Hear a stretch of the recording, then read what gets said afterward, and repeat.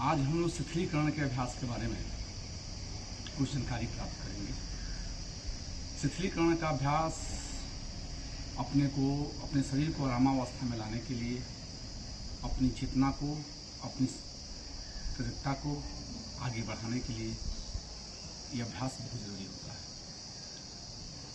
दिन भर की परेशानी के उपरांत या आसन करने के पहले या सूर्य नमस्कार है करने के पहले या दो आसनों के बीच में जब हमारा शरीर थक जाता है तो उसमें शिथिलीकरण का अभ्यास किया जाता है। इस शिथिलीकरण के अभ्यास में मुख्यतः 4 अभ्यास जो पहले भी क्लास में बताया जा चुका है उसका अभ्यास एक बार हम लोग करेंगे। इसमें शवासन का अभ्यास, अध्वासन का अभ्यास जो होता है इसके बारे में भी हम पहले भी क्लास में बताया जा चुका है। और आप लोग के एग्जाम के दृष्टिकोण ये जो भी चारों अभ्यास हम बताएंगे इस अभ्यास को एक बार ध्यान से देखना है। तो पहला जो इसमें आपका शवासन का अभ्यास होता है, तो शवासन के अभ्यास में हम करते क्या है कि पीठ के बल लेट जाते हैं। दोनों पैरों के बीच में 1 से 1.5 फीट की दूरी होती है। दोनों जो हमारी हथेली होती है, ये हथेली दोनों जांघ के बगल में, हमारा मेरुदंड, हमारी गर्दन, हमारा सिर बिल्कुल एक स्थिति में रहता है। और एक नॉर्मल श्वास लेते हुए शरीर के प्रत्येक भाग को बिल्कुल रिलैक्स छोड़ते हैं। हमारी सजगता अपने श्वसन क्रिया के प्रति होती है और अपने श्वसन क्रिया पर अपने को ध्यान रखते हुए अपने पूरे बॉडी को हम रिलैक्स करते हैं। एक बार इस अभ्यास को हम करते हैं। दोनों पैरों के बीच में 1 से 1.5 फीट की दूरी, हमारी हथेली दोनों जांघ के बगल में, हथेली का रुख आकाश की ओर, हमारा मेरुदंड, हमारी गर्दन, हमारा सिर बिल्कुल ही एक से ये शवासन का अभ्यास हमारे शरीर को पूर्ण रिलैक्स करता है। हमारी सजगता, हमारा आत्मविश्वास इससे काफ़ी बढ़ता है। इसमें हम नॉर्मल श्वास के द्वारा अपने शरीर को बिल्कुल रिलैक्स होते हैं। हमारी सजगता एक बार अपनी चेतना को सिर से लेकर के पैरों तक अवलोकन करते हैं और पूरे पार्ट्स को बिल्कुल रिलैक्स छोड़ देते हैं। हम अपनी चेतना को अपने श्वासों के प्रति सजग करते हैं। श्वास को लेना और श्वास को छोड़ना। अगर समय के अनुसार अगर मेरे पास समय है तो 11 तक या 27 तक या 54 तक इसकी गिनती कर सकते हैं। श्वास लेना, आपके पेट में फैलाव 27, श्वास को छोड़ना, उदर में संकुचन 27। ऐसे करते करते गिनती हम 1 तक करते हैं। जब हम अपनी सजगता को अपने श्वासों पर लाते हैं, हमारा मन बिल्कुल ही स्थिर हो जाता है, मन बिल्कुल ही शांत हो जाता है। इसके बाद अपनी चेतना को बाहरी वातावरण के प्रति सजग करते हैं और धीरे से दाहिना करवट लेकर के धीरे से हम उठ जाते हैं। तो यह जो अभ्यास हुआ, यह अभ्यास हुआ शवासन का। इसे मृतासन भी कहा जाता है। एक अभ्यास होता है अध्वासन का।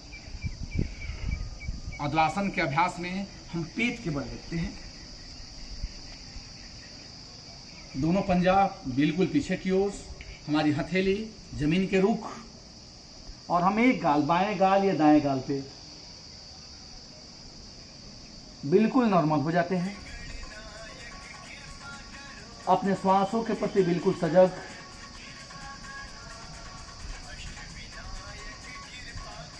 और जो प्रक्रिया अपने श्वासों के प्रति होती है इसमें भी अपने श्वासों के प्रति हम बिल्कुल सजग रह करके उस गिनती को करते हैं।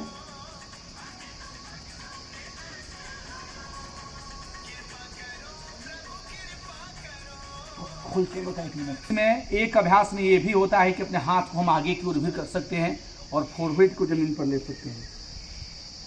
बिल्कुल बॉडी को रिलैक्स छोड़ते हैं, हमारा शरीर बिल्कुल ही रिलैक्स अवस्था में रहता है।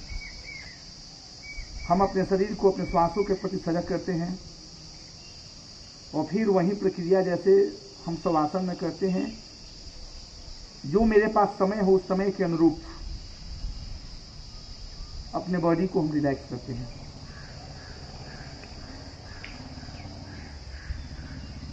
यह अभ्यास 2 आसनों के बीच में, या सूर्य नमस्कार के पहले या सूर्य नमस्कार के बाद, या अगर हम दिन भर काम करते हैं, काम करने के बाद आने के बाद भी अपने शरीर को बिल्कुल रिलैक्स दिया जा सकता है। ये जिसके मेरुदंड के नीचे वाले भाग पर अगर कुछ समस्या रहती है तो उस समस्या के निदान के लिए या अपने बॉडी को रिलैक्स देने के लिए जिस अभ्यास झुक करके इसको करने में समस्या होती है उसमें भी इस अभ्यास को हम करते हैं। इसके बाद हम चलते हैं तो एक अभ्यास आता है मकरासन का।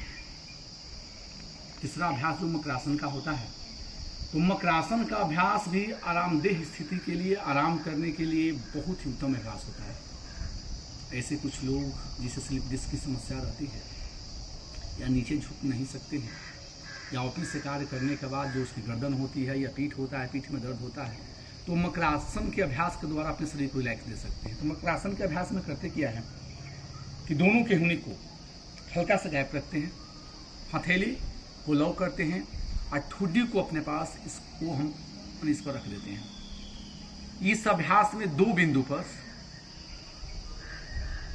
2 जगह पर हमें जोर पड़ता है। एक होता है मेरुदंड के नीचे वाला भाग जो कमर का नीचे वाला भाग होता है, और एक होती है गर्दन। जब केहुनी को अपने छाती से आगे की ओर रखते हैं, इस स्थिति में जो हमारी गर्दन होती है इस पर तनाव पड़ता है। जैसे केहुनी को हम अपने पीछे की ओर क्लोज करते हैं, इस स्थिति में जो मेरुदंड का जो नीचे वाला भाग होता है इसमें हमें आराम मिलता है। जिसमें स्लिप डिस्क की समस्या होती है या कमर के नीचे वाला भाग L4 या L5 में समस्या होती है, जो आदमी नीचे नहीं झुक सकता है, या कुछ ऐसे अभ्यास जो नीचे झुक करके हम किए, तो उस स्थिति में अपने मेरुदंड को आराम देने के लिए ये मकरासन के अभ्यास के द्वारा अपने शरीर को हम रिलैक्स दे सकते हैं। इसमें ऐसा होता है कि दिन भर काम करने के बाद जब हम आते हैं तो अपने बेड पर आकर के अपने पैर के साथ भी इस अभ्यास को हम कर सकते हैं। इस अभ्यास के अंदर जो हमारा जो दमा के जो रोगी होते हैं, जिसको फेफड़े की समस्या होती है, इसमें फेफड़ा पूरा एक्सपेंड होता है, हवा पूरी तरह से जो ऑक्सीजन होती है वो भरपूर मात्रा में मिल जाती है।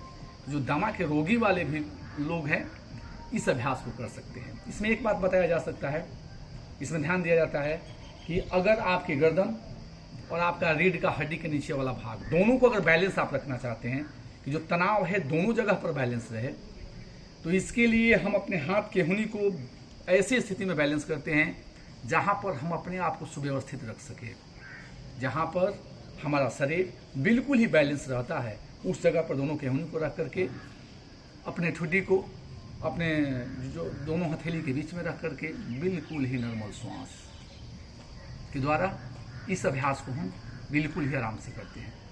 तो ये अभ्यास हुआ मकरासन का। मकरासन के अभ्यास के बाद अगर हम आगे चलते हैं तो एक होता है अभ्यास आपका जस्टिकासन। तो जो आपका जस्टिकासन का अभ्यास होता है, तो जस्टिकासन के अभ्यास में हम क्या करते हैं, दोनों हथेली को लॉक करते हैं। हमारा जो फोरहेड होता है वो फोरहेड जमीन के ऊपर होता है। हमारे दोनों हथेली का जो वेट होता है, प्रभाव इसका होता है, तनाव जो होता है वो हमारी गर्दन के ऊपर होता है। इसके गर्दन के ऊपर बिल्कुल लॉक करते हैं, और गर्दन के ऊपर लॉक करने के बाद बिल्कुल ही आराम से हाथ को बाजू को ढीला छोड़ देते हैं और बिल्कुल नॉर्मल श्वास लेते हैं। इसमें जो सर्वाइकल की जिसको समस्या होती है विशेष करके, तो सर्वाइकल के समस्या के लिए गर्दन में खिंचाव होता है या गर्दन भाग में होता है, तो उसके लिए अभ्यास बहुत फायदेमंद होता है। इस अभ्यास का मैं एक पोज दे रहा हूँ, इसे देखा जा सकता है। हाथ को लॉक करते हैं हमारी गर्दन के ऊपर, फोरहेड बिल्कुल जमीन पे, बाजू को बिल्कुल ढीला।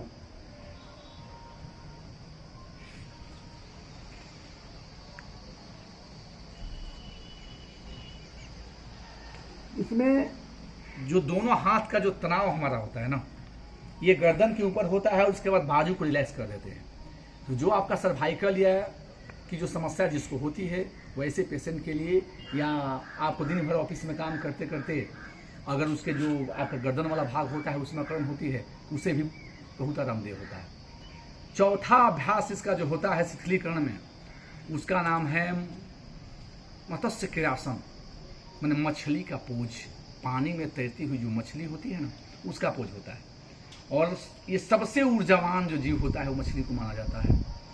पानी के अंदर वो रहने के बावजूद भी पानी में हमेशा स्विम करते रहना, तो तो यह जो अभ्यास होता है हमारे लिए बहुत आरामदेह होता है, हमें शरीर को ऊर्जावान बनाता है, हमारी जो चेतना होती है, हमारी जो सजगता होती है वो काफ़ी प्रखर होती है। और इस अभ्यास में हम आराम भी कर सकते हैं, सोया भी जा सकता है। तो इसमें हम करते क्या है कि अपने हाथों को लॉक करते हैं। अगर हम दाहिने साइड में चलते हैं तो दाहिने साइड में अपने हाथों को बिल्कुल 180 डिग्री एंगल पर मोड़ते हैं। हमारा जो दाहिना जो घुटना होता है, दाहिना घुटना अपने हाथ से फोल्ड होता है, जो दाहिना घुटना फोल्ड होता है, और जो हमारी दाहिनी केहूनी होती है दाहिने जांघ के पास, और बायां गाल ये दाहिने हाथ पे, और एक जो बायां जो हमारा पैर होता है बिल्कुल एक सीध में, बॉडी को बिल्कुल रिलैक्स छोड़ देते हैं, बिल्कुल ही नॉर्मल सांस। जब बाएं साइड में टर्न करते हैं तो ये हाथ बिल्कुल बाएं साइड में 180 डिग्री एंगल पे आता है। बाएं पैर को फोल्ड करते हैं घुटने से, और जो हमारी बाईं केहूनी होती है बाएं जांघ के पास, और जो हमारा दाहिना गाल होता है ये बाएं हथेली पे, बिल्कुल नॉर्मल सांस। इस अभ्यास में सोया जा सकता है, बॉडी को बिल्कुल रिलैक्स, हमारा शरीर बहुत रिलैक्स हो जाता है।